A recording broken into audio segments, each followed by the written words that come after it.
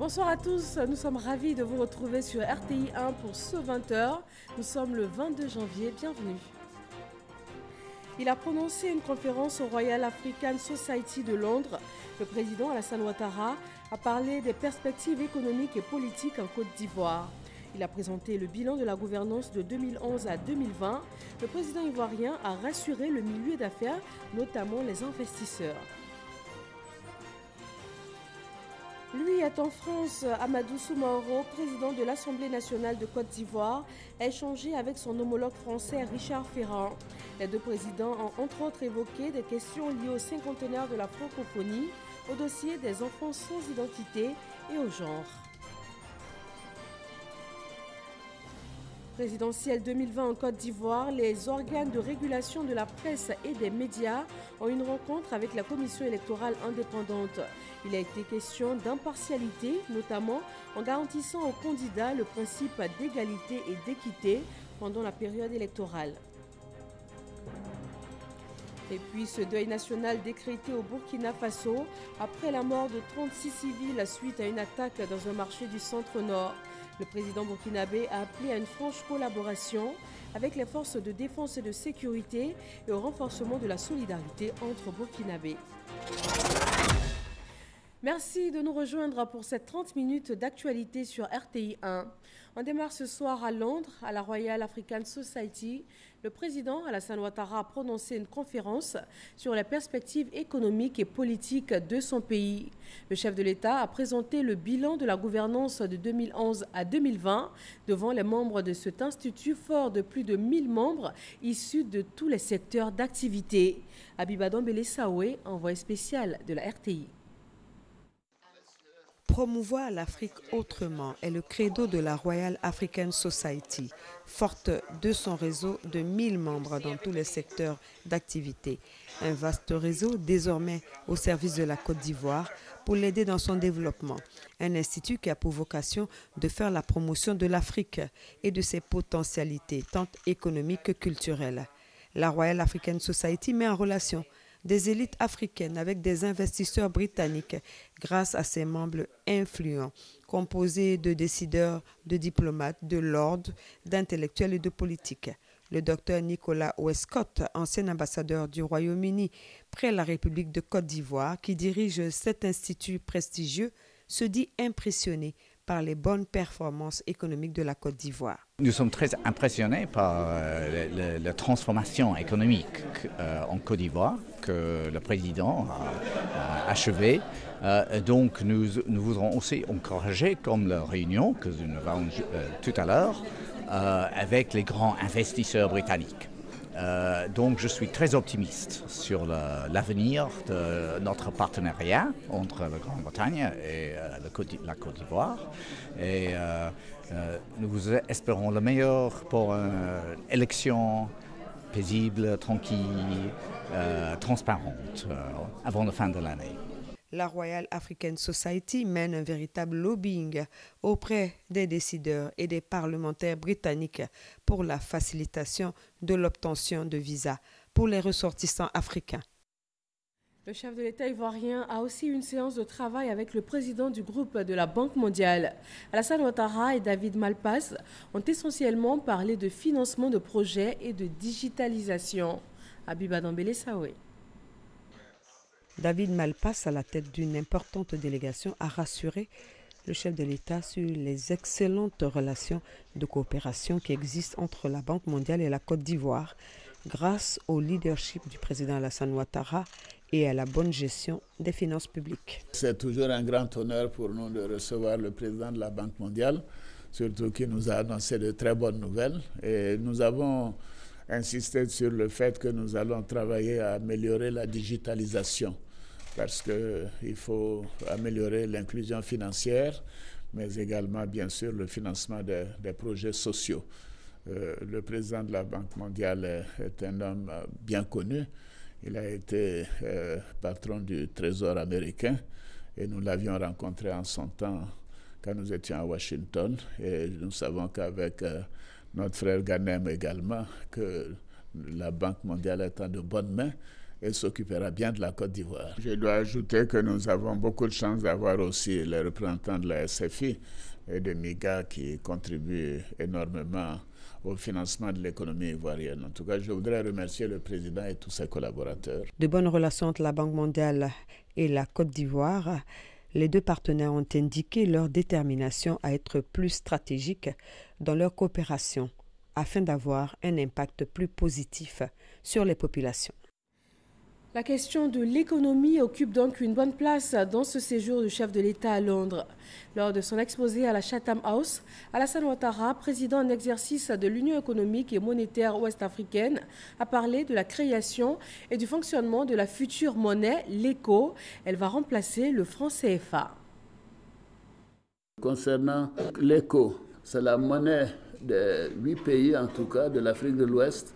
Et déjà en 2017, les chefs d'État de l'Afrique de l'Ouest m'ont confié la présidence de la conférence des chefs d'État de l'Union économique et monétaire ouest-africaine.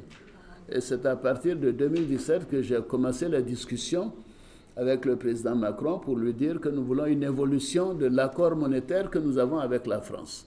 Donc c'est une décision des Africains.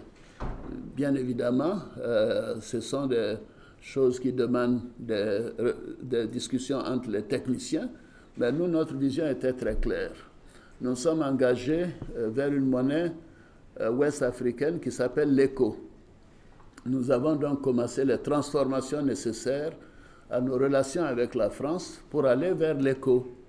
Alors, les décisions que nous avons arrêtées, qui ont été annoncées en présence du président Macron, c'est des décisions des chefs d'État de l'UEMOA que j'avais vu au préalable le 3 décembre à Dakar et qui m'ont autorisé à prendre ces décisions que j'ai signées en leur nom. Un, c'était de dire que nous allons abandonner la terminologie de franc CFA et nous allons nous orienter vers l'appellation de l'ECO quand nous allons mettre l'ECO en place. Donc c'est notre décision.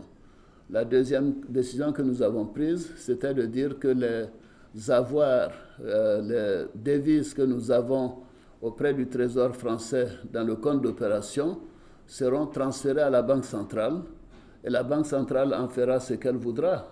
Elle peut placer une partie à la Banque d'Angleterre, à la Banque du Canada, à la Banque de France, ailleurs, mais ces réserves ne seront plus au Trésor français et le compte d'opération sera fermé. Et le gouverneur est en train de procéder à cette fermeture. La troisième décision que nous avons prise, c'est de dire que les Français ne siégeront plus au conseil d'administration de la Banque centrale, au comité de politique monétaire de la Banque centrale et à la commission bancaire. Voici les trois décisions que nous avons arrêtées. Alors, il y a un peu de confusion dans l'esprit de certains. Le franc CFA continue de circuler jusqu'à ce que l'ECO soit mis en place. Mais je signale que les Cap-Verts ont exactement le même système que nous avons aujourd'hui avec donc la France. Les Cap-Verts ont une monnaie qui est ancrée sur l'euro et qui a la garantie du Portugal.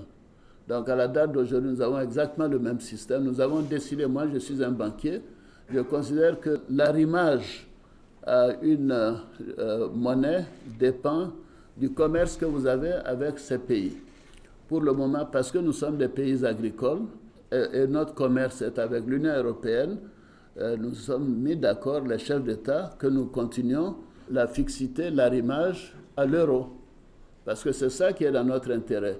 Si nous étions tous des pays pétroliers, peut-être que nous aurions arrimé notre monnaie au dollar, comme le fait l'Arabie saoudite. Les gens oublient cela, l'Arabie saoudite c'est 10 fois l'UEMOA, mais leur monnaie est arrimée au dollar, parce qu'ils exportent le pétrole essentiellement vers les États-Unis. Nos importations vont vers l'Europe, produits agricoles, cacao, café, etc. Donc nous nous arrimons à l'euro. Maintenant, qu'est-ce qui va se passer quand nous arriverons à remplir les critères de convergence?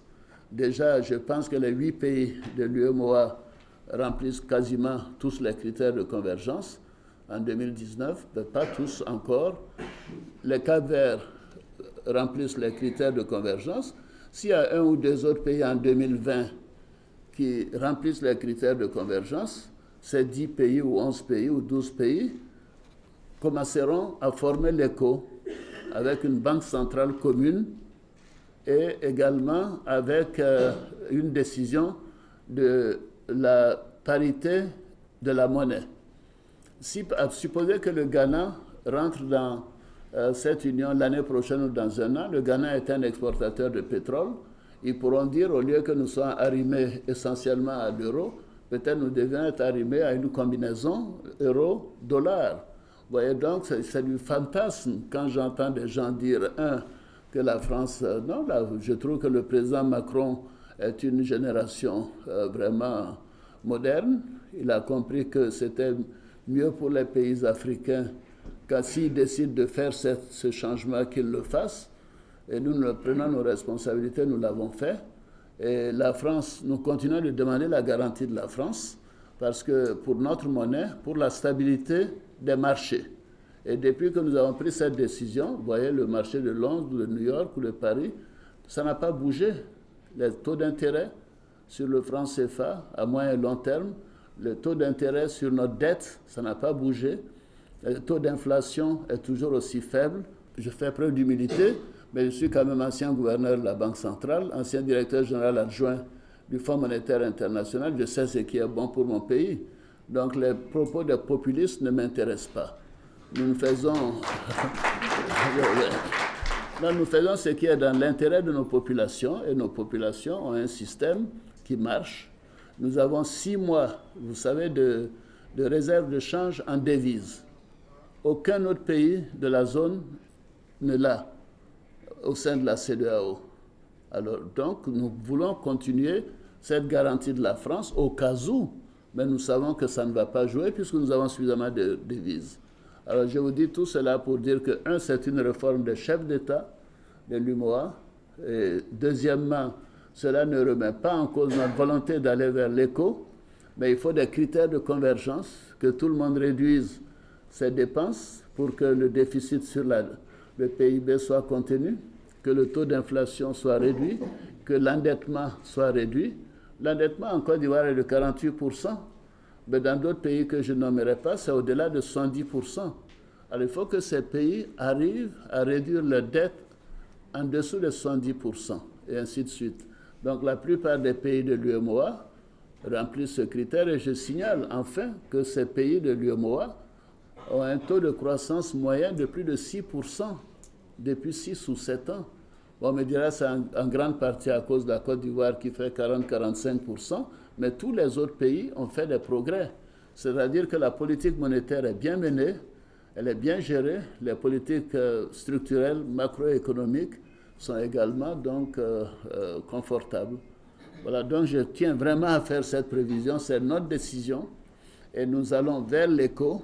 Quand l'Europe a décidé de l'euro, vous savez, la décision a été prise, mais il a fallu 3 ans pour que ça se matérialise.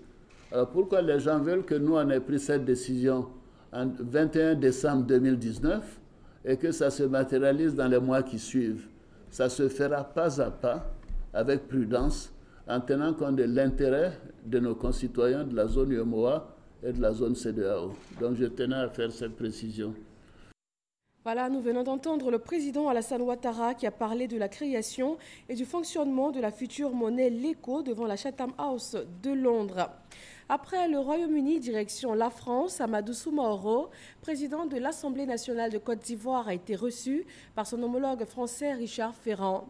Les deux hommes se sont intéressés aux questions du dossier des enfants sans identité, aux questions du genre, et ils ont aussi parlé de la vie de l'Assemblée parlementaire de la francophonie, Amadou Soumaoro étant le président de l'Assemblée parlementaire de la francophonie. Abiba Dambélé Saoué. Le président de l'Assemblée nationale, président de l'Assemblée parlementaire de la francophonie, a été reçu au Parlement français avec tous les honneurs dus à son rang. Le format de l'accueil du président de l'Assemblée nationale est l'un des plus grands de la République française, signe de l'excellence des relations entre la Côte d'Ivoire et la France. Tapis rouge, garde républicaine et poignée de main chaleureuse des deux personnalités en haut des marches du Palais Bourbon. Richard Ferrand, le locataire des lieux, a eu des échanges fructueux avec Amadou Soumaoro et sa délégation composée de 5 parlementaires ivoiriens. Les discussions ont porté sur la diplomatie parlementaire et les activités de l'APF, les questions de l'état civil des enfants, le genre et l'organisation du cinquantenaire de la francophonie ont été également abordés. Nous avons parlé de la francophonie. J'ai informé le président Ferrand des initiatives que je comptais prendre. Initiatives dans le domaine de la promotion de la langue française, la promotion de la francophonie, l'éducation, la formation et puis surtout les enfants sans identité. On va s'intéresser à ce dossier parce qu'il n'est pas normal que des enfants naissent dans ce monde et qu'ils n'aient pas d'identité, qu'ils n'aient pas de papier, qu'ils n'aient pas de reconnaissance juridique. Donc nous comptons à l'APF mettre un accent sur ce dossier et nous allons approfondir nos actions dans ce domaine-là. Cette visite de travail a été une occasion de présentation des vœux entre les deux personnalités. Le président du Parlement ivoirien a invité son homologue français pour une visite de travail en Côte d'Ivoire. Ils sont désormais commandeurs dans l'ordre du mérite de la communication. Le ministre d'État, ministre de la Défense Ahmed Bakayoko et le ministre de l'Intégration et des Ivoiriens de l'extérieur Ali Koulibaly ont été distingués par le ministère de la Communication et des Médias. Issaïo. Mérite de la communication. Ahmed Bakayoko, ministre d'État, ministre de la Défense, et Ali Koulibaly, ministre de l'Intégration africaine et des Ivoiriens de l'extérieur, honorés par le ministère de la Communication et des Médias. Ils ont été faits commandeurs dans l'ordre du mérite de la communication. Cette distinction, initiée par le ministre Sidi Timoko Touré, vise à reconnaître le mérite des meilleurs professionnels et personnalités du monde de la communication et des médias. Monsieur le ministre d'État, votre talent et vos dons n'ont pas eu besoin d'attendre des années de maturité pour s'exprimer. Nous savons tous ici que vous avez été journaliste et directeur de publication du journal Le Patriote de 1991 à 1993 et de Mayama Édition, dont vous assurez la présidence de la fondation éponyme. Monsieur le ministre Ali Koulibaly, qui ne se souvient du brillant journaliste présentateur qui nous informait et nous permettait de comprendre le monde? C'était sur les ondes de la radio nationale où très vite vous êtes promu directeur de l'information, de la voix, mais aussi un visage qui prend toute sa place sur le petit écran.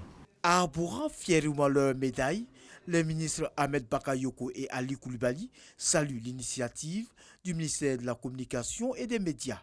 Nous exprimons notre reconnaissance au chef de l'État qui a bien voulu que le ministre de la Communication puisse nous distinguer. Nous retournons aussi cette distinction au président de la République parce que c'est lui qui constitue notre référence. C'est une initiative qui nous touche sincèrement et profondément. Et j'aime ce milieu de la communication. J'ai donné beaucoup. Nous voulons également vous demander de traduire au président de la République, maître de tous les grands ordres de l'État, notre gratitude, notre reconnaissance pour cette distinction. Cette cérémonie marque la fin de la première édition des distinctions des meilleurs professionnels et personnalités du secteur de la communication et des médias, entamée le 17 décembre 2019.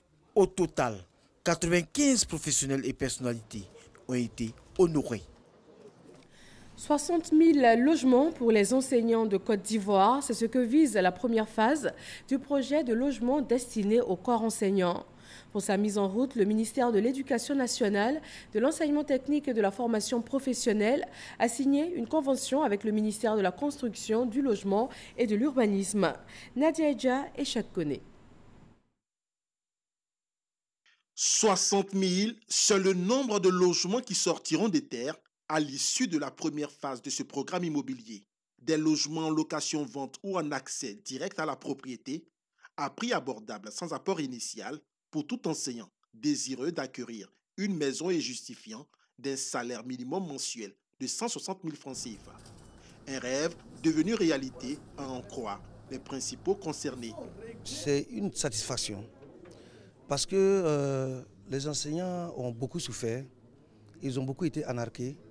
Aujourd'hui, toutes les dispositions sont prises pour que les enseignants bénéficient des loyers à moindre coût, sans apport initial. La convention signée ce jour entre le ministère de l'Éducation nationale, de l'enseignement technique, de la formation professionnelle, d'une part, et d'autre part, celui de la construction du logement et de l'urbanisme, marque l'engagement des deux entités à mener à bien cette action sociale d'envergure. Il s'agit pour nous de proposer une réponse appropriée, efficace et durable aux problèmes récurrents qui affectent la dignité et la performance de l'enseignant, au nombre desquels la question du logement occupe une place de choix. Nous nous attellerons au mieux à vous assister pour l'acquisition et la sécurisation des terrains. Nous coordonnerons le raccordement des sites de ces projets au réseau et nous assurerons l'encadrement du promoteur chargé de la construction des logements afin que la totalité des engagements pris soit tenue. Le projet de logement économique pour les enseignants s'inscrit dans la politique sociale du gouvernement. La réussite de la phase 1 permettra de l'étendre à l'ensemble des enseignants, mais aussi à tous les fonctionnaires du pays. Direction Hollande, où la protection sociale est au cœur d'une rencontre internationale. Les échanges de New Delhi sont consacrés à l'accélération des paiements numériques au titre de la protection sociale. La ministre ivoirienne de la Solidarité, de la Cohésion sociale et de la lutte contre la pauvreté y participe. Hervé Blé, envoyé spécial en Inde. Une présence ivoirienne à New Delhi pour marquer l'engagement de la Côte d'Ivoire à faire le meilleur usage possible des paiements électroniques pour réduire la pauvreté dans ces zones rurales notamment. À New Delhi, la ministre Mariatou Koné est présente pour un partage d'expériences entre pairs de la coalition onusienne Bitter Than Cash Alliance. Créée en septembre 2012, la Bitter Than Cash Alliance est un partenariat mondial de 75 gouvernements, entreprises et organisations internationales qui accélère la transition des paiements en espèces aux paiements numériques afin de réduire la pauvreté et de stimuler une croissance inclusive. Nous avons sûrement à apprendre des mécanismes déjà fait leur preuve par le canal du numérique sur des cibles d'une plus grande envergure. C'est pourquoi j'ai souhaité, au nom de mon pays et avec la délégation qui m'accompagne, me joindre à ce rendez-vous du donner et du recevoir pour bénéficier de la belle opportunité que nous offre le gouvernement indien et l'Alliance Better Than Cash. Et je voudrais souhaiter un excellent partage à nous tous ici afin que New Delhi, à travers l'économie numérique, soit le symbole d'une chaîne de réponse solidaire et durable pour donner toutes les chances aux populations vulnérables de tous les continents. Partageant l'expérience de la Côte d'Ivoire, la ministre Mariatou Koné a mis en exergue comment le président Alassane Ouattara et le gouvernement permettent à un plus grand nombre de ménages pauvres de bénéficier de transferts monétaires numériques afin d'accroître leurs revenus grâce au programme des filets sociaux. De mars 2017 à ce jour, le canal du Mobile Money a permis de rétribuer plus de 18 milliards de francs CFA, soit environ 36 millions de dollars USD. Et à la lumière des résultats donc obtenus, nous pouvons dire que la Côte d'Ivoire est dans la perspective d'une couverture nationale totale dès 2020 avec l'extension du projet filets sociaux productifs à 100 000 ménages supplémentaires. Le succès du programme des filets sociaux, la ministre Mariatou Koné, en compagnie de la ministre des Affaires sociales et de la microfinance du Bénin, les a également présentés au ministre indien de la Loi et Justice, de la Communication et des Technologies électroniques et de l'Information. Aussi évoquer l'appui de l'Inde au programme des filets sociaux, un appui qui pourrait être formalisé dans l'avenir. À près de 8000 km de l'Inde, on se rend en Espagne. La 40e foire internationale du tourisme de Madrid s'est ouverte ce mercredi. Un événement mondial qui réunit chaque année des professionnels de l'industrie touristique. Côte d'Ivoire Tourisme est sur place pour la valorisation du potentiel touristique ivoirien auprès d'une clientèle espagnole passionnée de tourisme vert et de culture. Comme à chaque édition, ce salon est couplé au Forum d'affaires et d'investissement touristique pour l'Afrique, dénommé Investour, qui est à sa 11e édition. Il s'ouvre demain et la Côte d'Ivoire fait partie des pays invités. Dans l'actualité politique, à quelques mois du scrutin présidentiel ivoirien, la commission électorale indépendante CEI rencontre les organes régulateurs de la presse et des médias. À l'ordre du jour, comment garantir aux candidats le principe d'égalité et d'équité pendant la période électorale? Aboulaye Koné. Autour de la table, la AK, la RTCI et l'ANP. Ces organes régulateurs ont été invités par la CEI à emmener la presse et les médias à mettre l'accent sur le respect des règles de l'éthique et de la déontologie pendant les élections. Il était important pour les organes de régulation de rencontrer le président de la CEI qui organise ces élections-là. Donc nous avons eu une séance de travail très importante, séance au cours de laquelle nous avons déterminé la façon dont nous devons travailler. Et nous avons convenu d'un certain nombre de choses que nous allons mettre en pratique à l'occasion de la régulation de la presse pendant le processus électoral. Au-delà de l'identification du rôle des uns et des autres pendant cette période cruciale, la RTCI, quant à elle, prévoit des mesures pour contrer les dérives observées sur Internet et sur les réseaux sociaux. Au niveau de la RTCI, nous allons être encore plus vigilants. Nous allons nous doter de nouveaux outils et puis renforcer surtout notre cyberespace en contrôle. Le scrutin présidentiel arrive avec son lot de dispositions. Sont interdits tous les écrits injurieux, diffamatoires, attentatoires à l'honneur, à la dignité des candidats ou incitant à la haine à leur encontre. Une injonction que tous les organes de presse et les médias sont invités à respecter. Toumoudi, ville du centre de la Côte d'Ivoire, accueille la deuxième étape de Bonjour Tour 2020, émission humoristique à succès de la RTI. Parassoro Koné nous y conduit.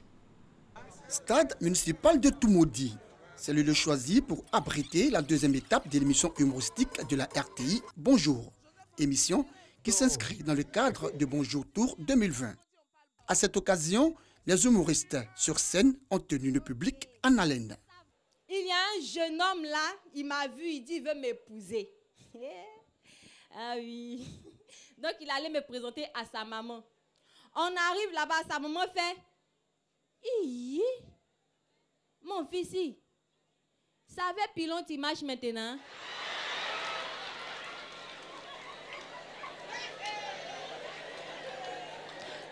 Attends, vous riez pour ce qu'il a dit ou bien vous vous moquez de moi? Et puis il est sorti. Mon neveu a commencé à prendre Yacouba, 2 jours net, sa nuque a commencé à pousser. Il dit il arrête Yacouba. Heureusement qu'il n'y a pas beaucoup de Yacouba dans l'armée, sinon de toute façon le gouvernement va dépenser sur Béré. La direction générale de la RTI vous salue. Vous savez, c'est un groupe.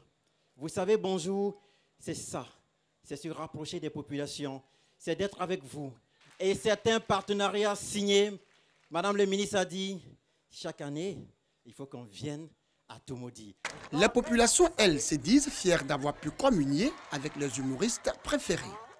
La marraine de ce grand rendez-vous du rire, le ministre de la modernisation de l'administration et de l'innovation du service public, s'est réjoui de la mobilisation exceptionnelle de la population et des différentes prestations des humoristes. Je voudrais appeler à la cohésion dans notre région, à la cohésion à Toumoudi. Parce que ces moments que nous partageons, je voudrais que nous puissions les partager régulièrement, tous les jours, que nous puissions nous apprécier. À la fin de ce moment de convivialité, les spectateurs ont eu droit à un feu d'artifice offert par le Premier ministre Amadou Gon Coulibaly.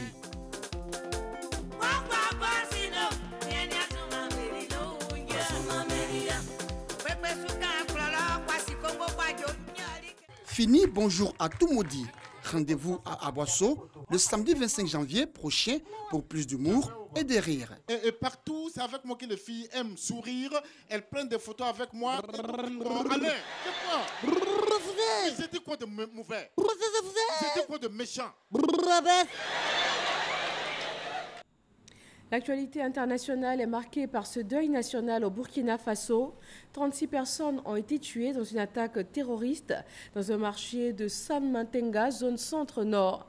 Le président Roch-Marc Kaboré a décrété un deuil national de 48 heures allant du mercredi 22 janvier au jeudi 23 janvier.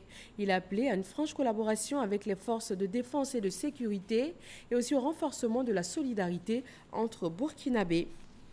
Coronavirus en Chine, le pays dénombre 17 morts, plus de 400 cas recensés et des centaines d'autres redoutés.